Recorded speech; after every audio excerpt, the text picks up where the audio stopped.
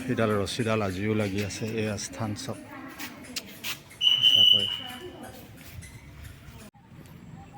নমস্কাৰ। আজি উপস্থিত আছোঁ যোৰহাটৰ স্বৰাজ উদ্যানত। এখন নতুনকৈ নিৰ্মিত পাৰ্ক। আজি অকণমান পাৰ্কখন পৰিদৰ্শন কৰিবলৈ আহিছোঁ। গাঁৱৰ গৰিমা চেনেলৰ তৰফৰ পৰা আপোনালোকক অকণমান এই পাৰ্কখনৰ কিছু দৃশ্যাংশ দেখুৱাবলৈ চেষ্টা কৰিম। আপোনালোকে চাই থাকিব ইউটিউব চেনেল গাঁৱৰ গৰিমা আৰু সংযোগ ব্যৱস্থাপনাত মই ৰাজু বৰুৱা।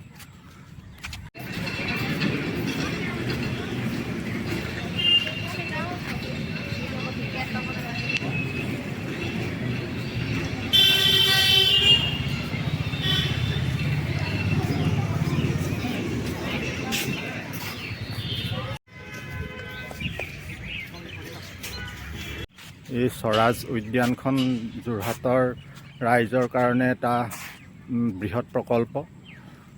বহুত ডাঙৰ এটা এলেকাত নিৰ্মীয়মান এই উদ্যানখন বৰ্তমান প্ৰায় নিৰ্মীয়মান অৱস্থাতেই আছে। গতিকে অনাগত দিনত ৰাইজৰ বাবে উৎসৰ্গিত এই উদ্যানখনে আমাৰ পৰ্যটন ক্ষেত্ৰতো যথেষ্টখিনি অৰিহণা আগবঢ়াব।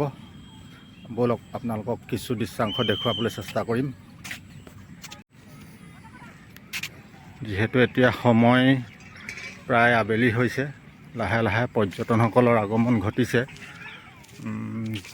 লগতে যিহেতু পাৰ্কখন নতুনকৈ নিৰ্মাণ অৱস্থাত আছে, গতিকে বৰ বেছি এটা ফকাচিঙত অহা নাই। গতিকে উদ্যানখনৰ কিছু মই দেখুৱাবলৈ চেষ্টা কৰিছোঁ। গাইডলাইন মেপ এয়া উদ্যান, এয়া হৈছে গাইডলাইন।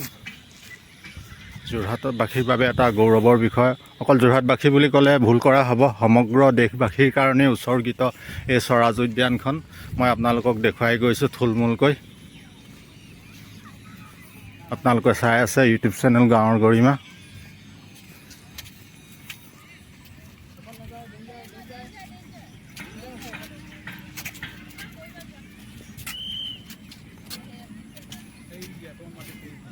যিহেতু নতুনকৈ নিৰ্মাণ কৰা হৈছে, গতিকে বহুত বেছি ভিৰ ভাও নাই। ইয়াত সকলো ধৰণৰ সা সুবিধাৰ ব্যৱস্থা কৰা হৈছে। এখন মুক্ত জিম আছে, শিশুসকলৰ কাৰণে খেলা ধূলাৰ ব্যৱস্থা আছে। আমি যিমান পাৰোঁ দেখুৱাবলৈ চেষ্টা কৰিম। বহুত ডাঙৰ এটা এলেকা, খুব কম সময়ৰ ভিতৰত এলেকাটো দেখুৱাই শেষ কৰিব নোৱাৰি। অকণমান যিমান পাৰোঁ চেষ্টা কৰিছোঁ দেখুৱাবৰ কাৰণে।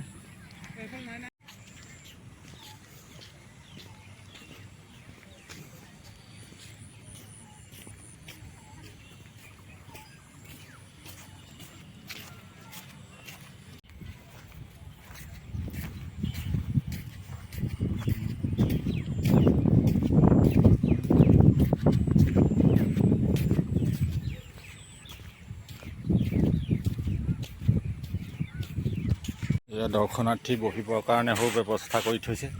এনেদৰে পাব্লিক প্লেচ। ইয়াত অপেন জিমৰ ব্যৱস্থা আছে, জিম কৰি আছে।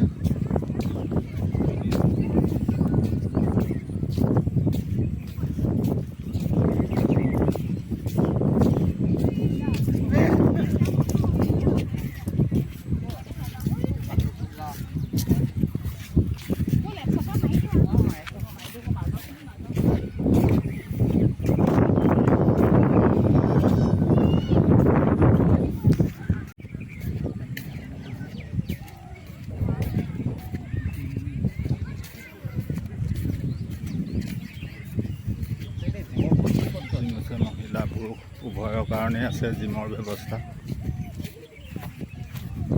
এয়া মুকলি জিম, অপেন জিম। যথেষ্টখিনি ফেচিলিটি ইয়াত সন্নিৱিষ্ট কৰা হৈছে।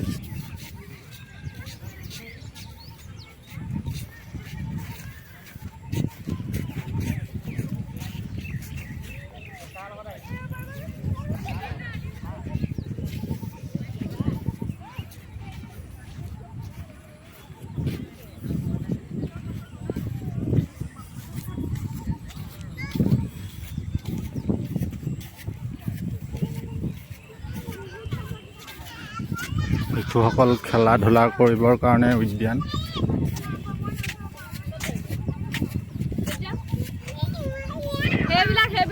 ডাঙৰ মানুহৰ বস্তু সেইকেইটা সৰু বস্তু ইয়াত সেইবিলাকে ডাঙৰ মানুহ খেলে ইয়াত খেলিলো ইয়াত কি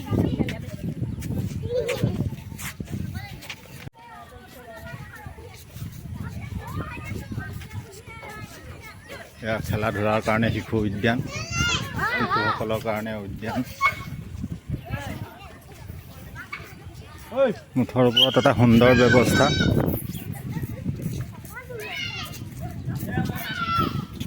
এয়া শিশু উদ্যান।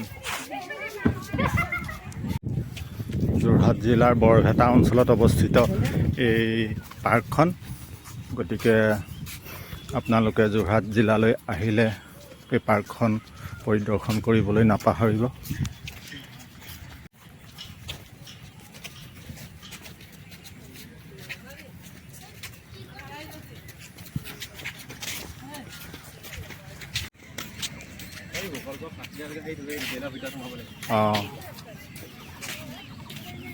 বলক আপোনালোকক দেখুৱাবলৈ গৈ আছোঁ কুশল কোঁৱৰক ফাঁচি দিয়াৰ স্থান, ঐতিহাসিক এক স্থান।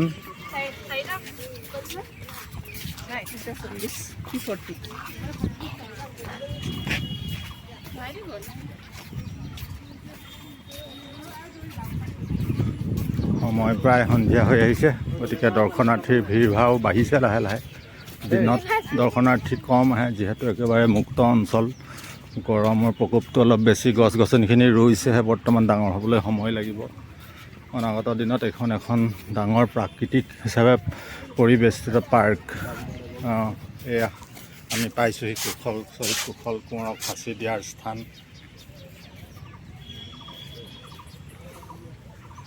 আমি এতিয়া আপোনালোকক শ্বহীদ কুশল কোঁৱৰক ফাঁচি দিয়াৰ স্থান দেখুৱাবলৈ চেষ্টা কৰিম।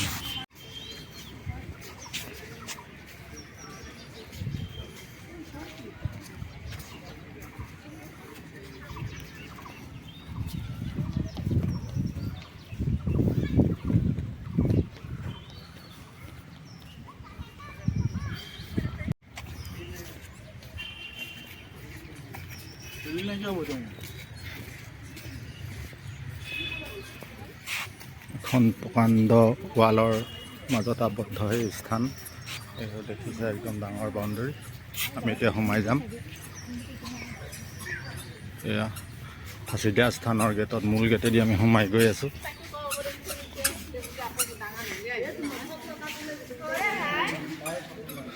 মাই গড, সঁচাকৈ বৰ আচৰিত দেই। চাওক, আমি পাই গ'লোহি কুশল কোঁৱৰক ফাঁচি দিয়া স্থান। সেইডাল ৰছীডাল আজিও লাগি আছে। এই স্থান চব সঁচাকৈ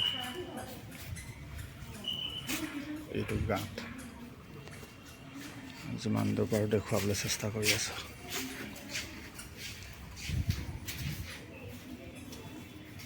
এইডাল ৰছী, এইডাল ৰছী শ্বহীদ কুশল কোঁৱৰক ফাঁচি দিয়াৰ স্থান। এয়া ৰছী, এয়া গাঁত সংৰক্ষণ কৰিছে চৰকাৰে। এই স্থানতেই শ্বহীদ কুশল কোঁৱৰক ফাঁচি দিয়া হৈছিল। এইডাল ৰছী চব ওলমি আছে। এই দেখুৱালোঁ আপোনালোকক। এয়া আপোনালোকে কেনেকুৱা দেখিলে, এই স্থান পৰিদৰ্শন কৰি আপোনালোকে চাই কেনেকুৱা দেখিলে আপোনালোকে নিশ্চয় কমেণ্ট কৰিব। এক ঐতিহাসিক স্থান, মানে স্বাধীনতা আন্দোলনৰ লগত জড়িত, স্মৃতিৰ লগত জড়িত আমাৰ দেশৰ এটা অন্যতম এটা গুৰুত্বপূৰ্ণ স্থান। আপোনালোকক আজি গাঁৱৰ গৰিমা চেনেলৰ যোগেদি দেখুৱাবলৈ চেষ্টা কৰিলোঁ। কেনেকুৱা পালে কমেণ্ট কৰিব নিশ্চয়। প্ৰকাণ্ড দেৱালৰ মাজত আবদ্ধ এই স্থান।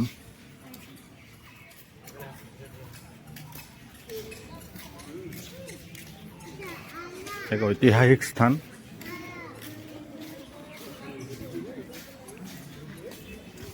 স্থানডোখৰ দেখি সঁচাকৈ অতি হৃদয় বিদাৰক।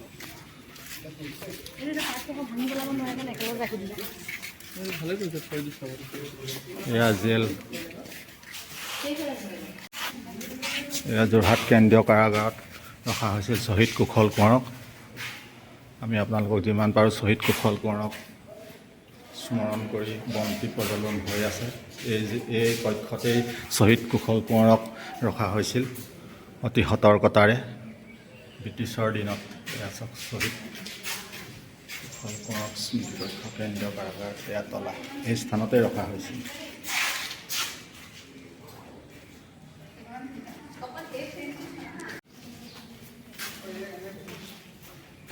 আমি যিমান পাৰোঁ দেখুৱাবলৈ চেষ্টা কৰি আছোঁ জেলৰ কক্ষসমূহ।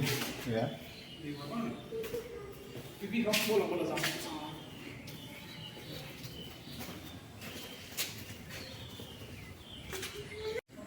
যোৰহাট কেন্দ্ৰীয় কাৰাগাৰৰ ৭ নং চেলত বন্দী কুশল কোঁৱৰীয়া।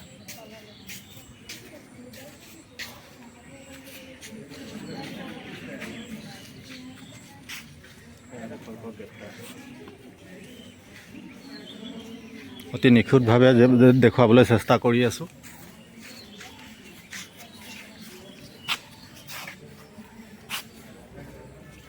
আপোনালোকে চাই ভাল পালে যদি চেনেলটো ছাবস্ক্ৰাইব কৰিব, যিমান পাৰি সিমান শ্বেয়াৰ কৰি দিব।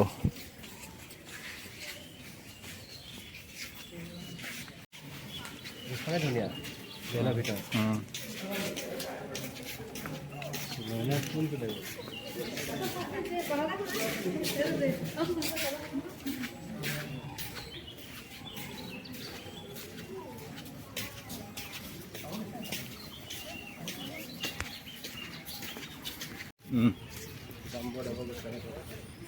এয়া জেলৰ কক্ষ আমি পৰিদৰ্শন কৰি বৰ্তমান ওলাই আহিছোঁ।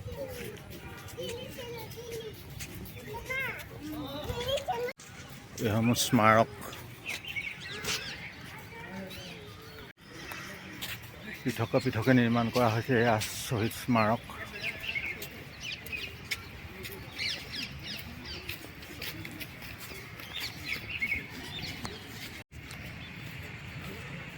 প্ৰতিজন শ্বহীদৰ নামত নিৰ্মিতমান এয়া শ্বহীদ স্মাৰক।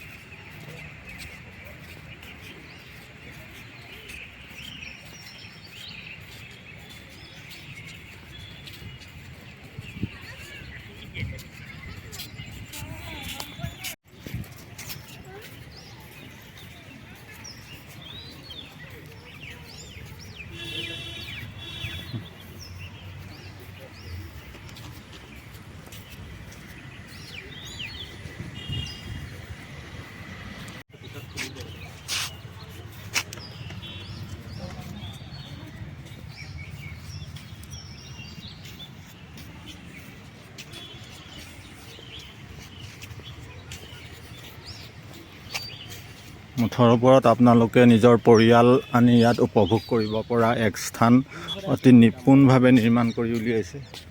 এয়া লেক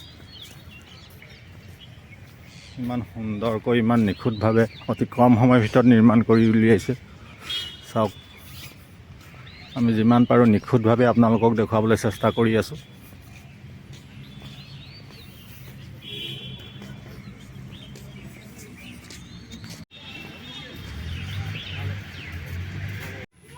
এয়া পীতাম্বৰ দেৱগোস্বামী কক্ষত আমি প্ৰৱেশ কৰিছোঁ। পীতাম্বৰ দেৱগোস্বামীৰ যিটো স্থানত ৰখা হৈছিলে তেখেতকো, তালৈ আমি আহি আছোঁ।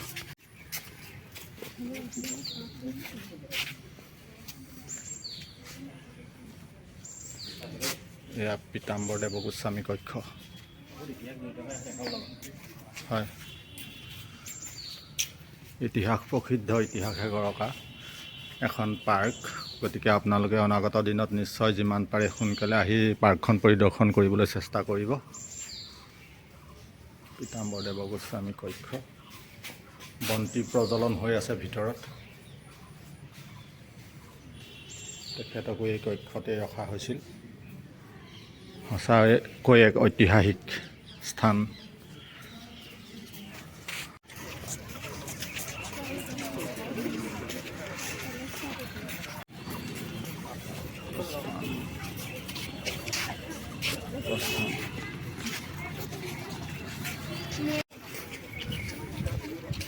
বাই, আজিলৈ ইমানেই আপোনালোকক দেখুৱালোঁ।